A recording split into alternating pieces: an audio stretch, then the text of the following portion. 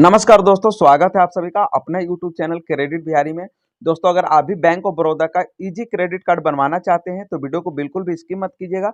Video को पूरा last तक देखिएगा ताकि आपको जानकारी समझ आ जाए कि यह क्रेडिट कार्ड आपको लेना चाहिए या नहीं लेना चाहिए, आपके लिए बेनिफिशियल है भी या नहीं। सारी जानकारी आपको वीडियो में देने वाला हूं, तो वीडियो को बिल्कुल भी स्किप मत कीजिएगा। तो सबसे पहले दोस्तों बात कर लेते हैं इसके ज्वाइनिंग चार्ज के बारे में। तो यहाँ पे आपको 500 रुपये प्लस जीएसटी आपको ज्वाइनिंग चार्ज पे करना पड़ता है, बट आप इसको चाहें तो वेव ऑफ करा सकते हैं। पहले 60 दिनों के अंदर में अगर आप इस क्रेडिट कार्ड को यूज करके 6000 रुपये कहीं पे भी स्पेंड कर लेते हैं तो यहाँ पे आपका जो ज्वाइनिंग चार्ज है वो आपका वेव ऑफ हो जाएगा। यहीं पे बात कर लेते हैं इसके ईयरली चार्ज के बारे में। तो इस क्रेडिट कार्ड का ईयरली चार्ज भी 500 रुपये प्लस जीएसटी रखा गया है, बट अगर आप पूरे साल में 50 रुपये यूज कर लेते हैं इस क्रेडिट कार्ड से तो आपका ईयरली चार्ज जो है वो आपका वेव ऑफ हो जाता है, यानी नेक्स्ट ईयर आपका कोई चार्ज नहीं लगता है। चलिए दोस्तों, यहीं पे बात कर लेते हैं लेट पेमेंट चार्जेस के बारे में। तो अगर आप इस क्रेडिट कार्ड को यूज कर लेते हैं और उसकी पेमेंट लेट कर देते हैं तो यहाँ पे आपको 2.5% का इंटरेस्ट आपको पे करना पड़ता है। यहीं पे बात कर लेते हैं एटीएम चार्ज के बारे में। तो अगर आप इस क्रेडिट कार्ड को इस्तेमाल करके एटीएम से कोई ट्रांजैक्शन करते हैं तो जितने अमाउंट का आप ट्रांजैक्शन करते हैं आपको 2.6% का इंटरेस्ट आपको देना पड़ता है, प्लस एटीएम ट्रांजैक्शन चार्ज भी आपको देना पड़ता है।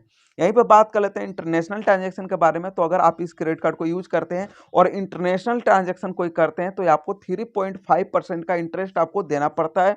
यहीं पे दोस्तों बात कर लेते हैं नेक्स्ट चार्जेस के बारे में। जैसे कि आपका कार्ड कहीं पे चोरी हो जाता है, गिर जाता है, खो जाता है और आप कार्ड रिप्लेस करते हैं, यानी बैंक से दूसरा क्रेडिट कार्ड दूसरा कार्ड मंगाते हैं, तो यहाँ पे आपको 100 रुपये प्लस जीएसटी आपको पे करना पड़ेगा, जो कि आपके स्टेटमेंट में लग के आएगा और आप नेक्स्ट मंथ में आपको पेमेंट करना पड़ेगा।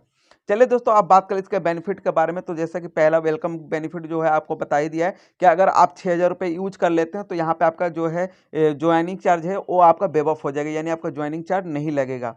अब इसके बात करेंगे बेनिफिट के बारे में, क्या क्या बेनिफिट आपको मिल रहा है। तो सबसे पहला जो बेनिफिट है, अगर आप इस क्रेडिट कार्ड को यूज करके 100 रुपये भी कहीं पे भी स्पेंड करेंगे, चाहे ऑनलाइन या ऑफलाइन कहीं पे भी यूज करेंगे, तो यहाँ पे आपको एवरी 100 रुपीज़ पे 1 रिवार्ड पॉइंट मिलेगा। 1 रिवार्ड पॉइंट की जो वैल्यू होगी वो आपके 25 पैसे के बराबर होगी। यहीं पे बात कर लेते हैं डिपार्टमेंटल स्टोर, ग्रोसरी और यूटिलिटी बिल पे इस क्रेडिट कार्ड को यूज करते हैं तो आपको एवरी 100 रुपीज़ पे आपको 5 रिवार्ड पॉइंट मिलेंगे, यानी 2 रुपये 25 पैसे का आपको बेनिफिट मिलेगा। लेकिन यहाँ पे एक गैपिंग रखी गई है कि आप पूरे महीने में 200 रिवार्ड पॉइंट ही अर्न कर सकते हैं। 200 रिवार्ड पॉइंट से ज़्यादा आप रिवार्ड पॉइंट अर्न नहीं कर सकते हैं।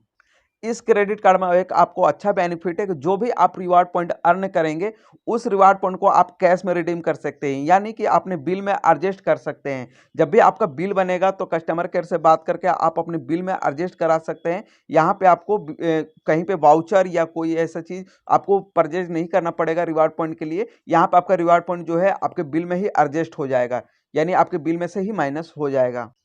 चलिए दोस्तों, यहीं पे बात कर लेते हैं नेक्स्ट बेनिफिट के बारे में। तो अगर आप इस क्रेडिट कार्ड को यूज करके ऑल ओवर इंडिया किसी भी फ्यूल स्टेशन से अगर आप फ्यूल करवाते हैं तो यहाँ पे आपको 1% का फ्यूल सरचार्ज जो लगता है वो आपको वेव ऑफ मिलेगा, बट उसका जो अमाउंट होना चाहिए 400 रुपये से कम नहीं होनी चाहिए और 5000 रुपये से ज़्यादा नहीं होनी चाहिए। अगर 400 रुपये से कम होगा और 5000 रुपये से ज़्यादा होगा तो यहाँ पे जो 1% का आपका फ्यूल सरचार्ज लगेगा वह आपका वेव ऑफ नहीं होगा। बट अगर इस अमाउंट के बीच में अगर आपका कोई भी अमाउंट हो तो आपका फ्यूल सरचार्ज 1% का वेव ऑफ हो जाएगा।